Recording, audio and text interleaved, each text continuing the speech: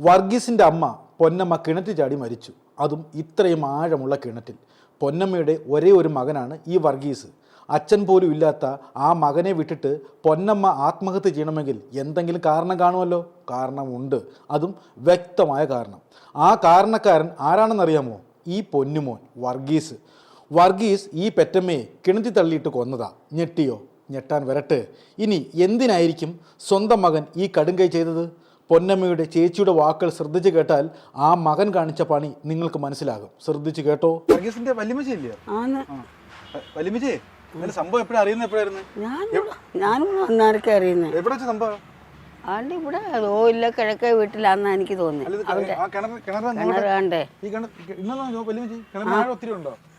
ആഴം 33 തൊടിയുണ്ട്. വെള്ളം കുറവാന്ന് തോന്നുന്നു.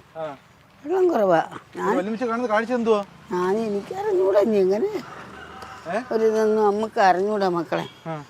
നമ്മൾ അറിയുന്ന ഇങ്ങനെ നമുക്ക് ഒരിതും അറിഞ്ഞൂടാ. ഞാൻ വന്നപ്പം അല്ല ഇല്ല അതിനകത്ത് കിടന്നയാന്ന് പറഞ്ഞു. അവര് 3 മണിയായപ്പം എടുത്ത് കൊണ്ടുപോയി മോർച്ചറി കൊണ്ടുവച്ച്. എന്തോ ഒന്നും എനിക്കറിഞ്ഞൂടാ. നമ്മളിതൊന്നും അറിഞ്ഞില്ല. ഞാൻ ഇവിടെ വന്നിട്ട് അറിഞ്ഞില്ല. അന്നേരം അവൻ്റെ കൂട്ടുകാരൻ 2 പിള്ളേർ വന്നപ്പോൾ ഞങ്ങൾ 3 പേരുമാണ്. ഞാനും എൻ്റെ ആ മോനും അവൻ്റെ അമ്മയാണ് അത്. ഞങ്ങൾ 3 പേരും ഇവിടെ കിടക്കുന്നത്. 15 വർഷം കൊണ്ട് ഈ വീട് വാടകയ്ക്ക് കൊടുത്തിരുന്നത്.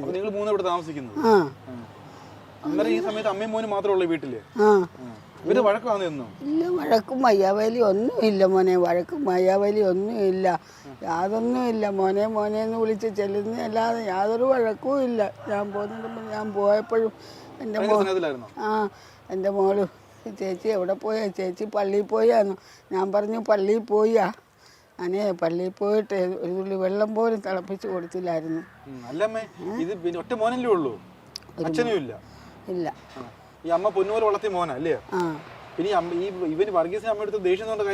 എനിക്കിതൊന്നും അറിഞ്ഞൂടാ. എൻ്റെ കുഞ്ഞിന് ഒരു ദേഷ്യവും ഇല്ല. അവൻ ഇപ്പം ഈ പേപ്പറിൽ കിടക്കുന്ന എന്തുവാ അവനെ വിളിക്കാൻ ചെന്നെന്നും പറഞ്ഞ് അവനെ ദേഷ്യമായിരുന്നു. അങ്ങനെ അടിക്കുക എന്തോ ചെയ്തെന്നൊക്കെ ഈ പേപ്പർ. എനിക്കിതൊന്നും അറിഞ്ഞൂടാ കുഞ്ഞെ. നമുക്കിതൊന്നും അറിഞ്ഞ ആ ഉള്ള കാലത്ത് എനിക്ക് ഒരിതും എൻ്റെ കുഞ്ഞുമായിട്ട് ഒരു വഴക്കും ഇല്ല. ഒറ്റ മോനേ ഉള്ളു. അമ്മയില്ല, വർഗീസും ഇല്ല, അമ്മ മാത്രമേ ഉള്ളൂ. ജയിലിൽ കൊണ്ടുപോയി. അപ്പം ഞാൻ വിചാരിച്ചേ അവനെ എഴുതിയ പ്രമാണം ഉണ്ടെങ്കിൽ പ്രമാണം എടുത്തു കൊണ്ടിരുന്നു. ഇല്ല, എഴുത്തുകാർ ആരോ എഴുതുന്ന അവിടെ കൊണ്ടുപോയി നോക്കാവുന്നതിൽ പോയതാ. അത് എഴുതിയ പ്രമാണം ഉണ്ടെങ്കിൽ അറിയാവല്ലേ. അത് എനിക്കറിയാം. ഞാൻ 5:30 ആയപ്പോൾ ഇവിടുന്ന് പോയതാ. ഞായറാഴ്ച 15-ാം തീയതി അമ്മയുടെ വീട്ടിൽ പോയി. ഞാൻ പറഞ്ഞു അല്ല എൻ്റെ കുഞ്ഞും ഇവിടെ ഉറക്കത്തിൽ ഇവിടെ എഴുതിച്ചിരുന്ന് അമ്മ ചേച്ചി എവിടെ പോയി പള്ളിയിൽ പോയാന്നോ ചോദിച്ചു. ഞാൻ പറഞ്ഞു പള്ളിയിൽ പോയിട്ട് അമ്മയുടെ വീട്ടിൽ പോയിട്ട് ആ വഴി വീട്ടിലും കയറിയിട്ട് വൈകിട്ട് അങ്ങനെയൊക്കെ വരുന്നത്. അത് ഇതിനുമ്പൊന്നും ഇല്ലായിരുന്നു. കഴിഞ്ഞ വർഷം അതോ പേടി കിട്ടിയതാണോ എന്തോന്ന് എൻ്റെ മോനെ പോലീസുകാർ പിടിച്ചുകൊണ്ട് പോകുന്നു. അങ്ങനെയൊക്കെ ഉള്ള ആ ഒരു ഇതേ ഉള്ളായിരുന്നു. അങ്ങനെ വെച്ചാൽ കാവനാട്ട് ആശുപത്രി കൊണ്ട് 5 ദിവസം കിടന്നു. അതിൽ നിന്ന് പിന്നെ അങ്ങ് ഒരിതായിപ്പോയി. മകനെ എപ്പോഴും മോനെ എന്നുള്ള ചിന്തയേ ഉള്ളൂ. അല്ലാതെ ഒന്നുമില്ല. ഒരു വഴക്കും ഇല്ല, വയ്യാവേലി ഇല്ല. ഞാൻ പോന്നിടം വരെ ഒരിതും ഇല്ല. അന്ന് ഞാൻ അവനെ വിളിച്ചുണർത്തി. അങ്ങനെ അമ്മ അത്രയും സ്നേഹത്തോടെ എനിക്കിതൊന്നും അറിഞ്ഞൂടാ കുഞ്ഞെ. ഞാൻ പോന്നിടം വരെ ഒരിതും എനിക്ക് അറിഞ്ഞൂടാ. അറിയാൻ വയ്യാത്തത് നമ്മളെന്തോ ചെയ്യാനാ. ഇവിടെ ഞാന് ഇവിടെ വന്നപ്പം ഒരു പയ്യൻ എന്നെ കൊണ്ടുവിട്ടത്.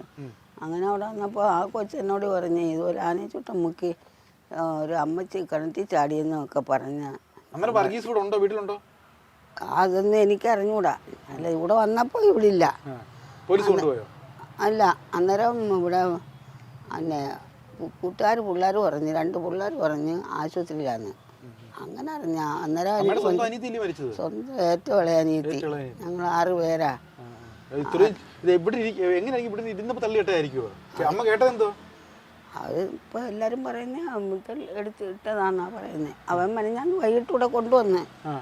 അവനെ കൊണ്ടുവന്നു? രാവിലെ ഉച്ച കഴിഞ്ഞ് വന്ന് വൈകിട്ട് പിന്നെ അവനെ കൊണ്ടുവന്ന് അവിടെ കിടത്തി. അവിടെ കിടന്ന ഭാഗമൊക്കെ കാണിച്ച് അങ്ങനെ 2 വട്ടം കാണിച്ചേച്ച് പിന്നെ എടുത്തിരുന്നു ഭാഗമൊക്കെ കാണിച്ച് അങ്ങനെ വലിയ ക്രൂരതയില്ലേ കാണിച്ചവൻ?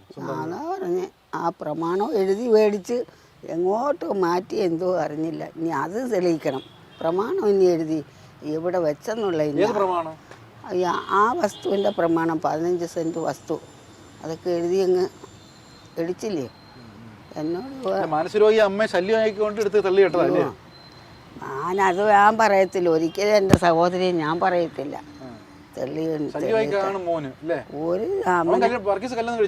ഇല്ല, കല്യാണം കഴിച്ചില്ല. അത് കല്യാണം കഴിപ്പിക്കാൻ അത്ര ആളുകൊണ്ട് പറയുന്നേ. പറഞ്ഞിട്ട് അത് അവന് കേൾക്കണ്ട. അവൻ കേൾക്കാതെ നമ്മളെന്താണ് ഈ വണ്ടിയുടെ പണിയാ. അവൻ കാലത്തെ അങ്ങ് പോവും. കാലത്തെ പോവും. പിന്നെ നല്ല പണിക്കാരനല്ലയോ? ബൈക്കിന് പണിക്കാരനാ. ഇതെല്ലാം പണിക്ക് കൊണ്ടുവന്നാണോ? അതെല്ലാം പഴയതാ. ഇതേ ഉള്ളു. അതൊക്കെ എല്ലാം പഴയതാ എൻ്റെ ജോലി സ്ഥലത്തെ. പിന്നെ വേറെ ആൾക്കാരുടെയൊക്കെ ഇവിടെ ഇരിക്കുന്നു. 32 വയസ്സായിട്ട് എന്താ കെട്ടിക്കാത്ത താല്പര്യമില്ലല്ലോ? അവന് വേണ്ടായോ, കെട്ടണ്ടായോ? മദ്യം ഉപയോഗിക്കോ? പിന്നെ ഈയിടെ മദ്യം ഉപയോഗിക്കുന്നത്. അതെനിക്ക് അറിഞ്ഞൂടാ. ഞാനില്ലായിരുന്നല്ലോ. ഞാനില്ലാത്ത സമയത്ത് ഞാൻ എങ്ങനെ അറിയാൻ? അപ്പൊ ഈ പ്രമാണം എഴുതാൻ നേരം കൊണ്ടുപോയി ഫോട്ടോ എടുത്തത്.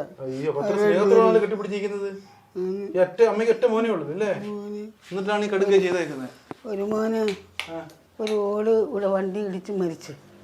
2 മക്കളായിരുന്നോ? 2 ആയിരുന്നു. കണ്ടിട്ട് കുഴപ്പം നല്ലൊരു മാനസിക പ്രശ്നമുള്ള ആളാണെന്ന് അറിയുന്നില്ലേ? ഇത്ര നല്ല മിടുക്കനായ പയ്യനായി അമ്മയ്ക്ക് ഇവിടെ കിടക്കുന്നത്. ഇവിടെ വരുമ്പോ മുറിയിലാണ് കിടക്കുന്നത്. അമ്മയാ? ഞാൻ ഇവിടെ കിടക്കും. എൻ്റെ കൊച്ചു ഇവിടെ കിടക്കും. 3 പേരേ ഉള്ളൂ ഈ വീട്ടില്. വീട്ടിലെ കാര്യം ചെലവൊക്കെ തരുമായിരുന്നോ? നിങ്ങളൊക്കെ നോക്കുന്നവരായിരുന്നു? അവനാ നോക്കുന്നേ. ഞാൻ അവരുടെ ചിലവ് അവർ നോക്കും. ഞാൻ ചെയ്യും. അവിടെ ചോറ് വെക്കത്തില്ല. എന്തെങ്കിലും ചോറ് അവർക്ക് മേടിച്ചുകൊണ്ട് കൊടുക്കും. ഞാനും വെച്ച് കൊടുക്കും.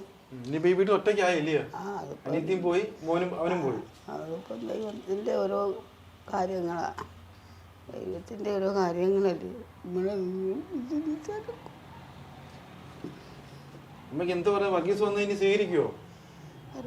വർഗീസ് കൂടെ കയറ്റത്തില്ല. ഇനി ഇവിടുന്നില്ല. അവരെ വീട്ടിൽ നിന്നോട്ട് എനിക്ക് വേണമെന്നല്ല. അവരവരെ മുതൽ മേടിച്ചില്ല. ആ മുതൽ മേടിച്ചത് എവിടെ കൊണ്ടുവച്ച് എവിടെ കൊണ്ടുവന്ന് പണയം വെച്ച് അതിനെ അറിയണം. പ്രമാണം എഴുതി ആ കൊച്ചിനെ കൊണ്ട് ഒപ്പിടിച്ച് മേടിച്ചില്ലയോ? എവിടെ കൊണ്ട് വെച്ച്? അതിൽ തള്ളയുടെ മുതൽ എഴുതി മേടിച്ചല്ലേ ഈ ചെയ്തേ. തള്ളയുടെ മുതലെല്ലാം എഴുതി മേടിച്ച് അവളെ കൊണ്ട് ഒപ്പിടിച്ച് എല്ലാം മേടിച്ച് വെച്ച് അവിടെ 2 മാല ഉണ്ടായിരുന്നു. ഒരു മോതിരം, ഒരു കമ്മൽ, എല്ലാം ഉണ്ടായിരുന്നല്ല മേടിച്ച് എഴുതി വാങ്ങിച്ചു. അതാ പറഞ്ഞ. അതാ ഞാനും ചോദിക്കുന്നേതാ. സ്വന്തം തള്ളയെ കൊല്ലുന്നതിനാ? അതപ്പോ എഴുതുന്നൊക്കെ എനിക്കെങ്ങനെ അറിയാനാ?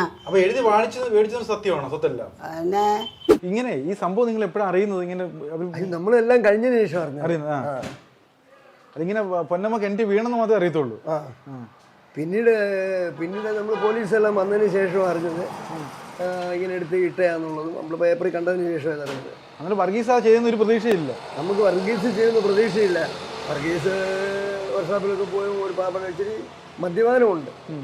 കൂട്ടുകാർ കൂടി സ്വല്പം മദ്യപാനമുണ്ട്. ഇനി ആ മദ്യത്തിൻ്റെ ഇതിൽ പറ്റിയതാണോ എന്ന് എനിക്കറിയത്തില്ല. അല്ല, ഈ അമ്മയും മോനും വലിയ സ്നേഹത്തിലല്ലായിരുന്നു? ഈ അമ്മയും മകനും വലിയ സ്നേഹത്തിലല്ലായിരുന്നു? വലിയ മകനും സ്നേഹം. ആ മരിക്കുന്നതിന് മുമ്പ് അവന് ചെന്ന് മോനെ അവനെ കണ്ട് കിടന്ന് ഉറങ്ങുമ്പോൾ വർഗീസെ എന്ന് വിളിച്ച് ഭയങ്കര സ്നേഹമായിരുന്നു.